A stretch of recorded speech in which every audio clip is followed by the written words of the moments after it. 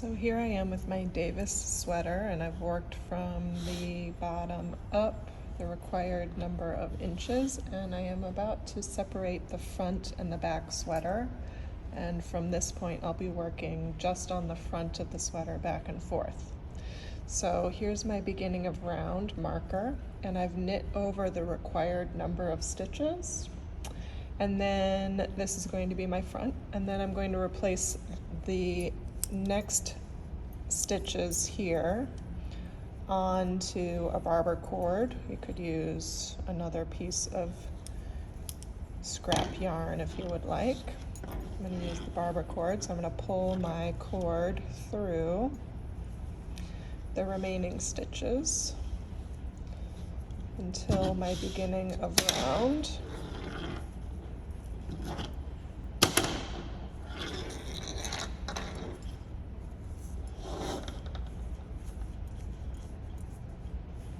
So that I can begin working on the front separately.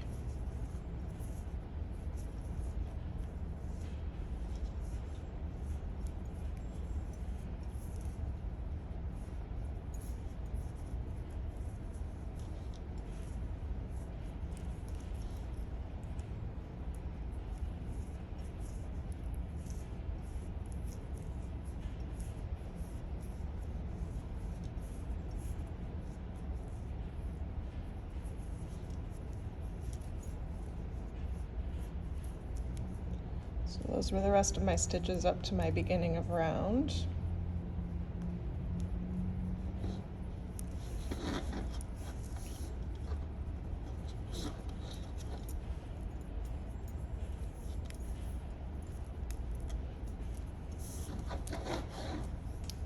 Those are my back stitches, and I'm just going to put those on hold here to pick up and use later.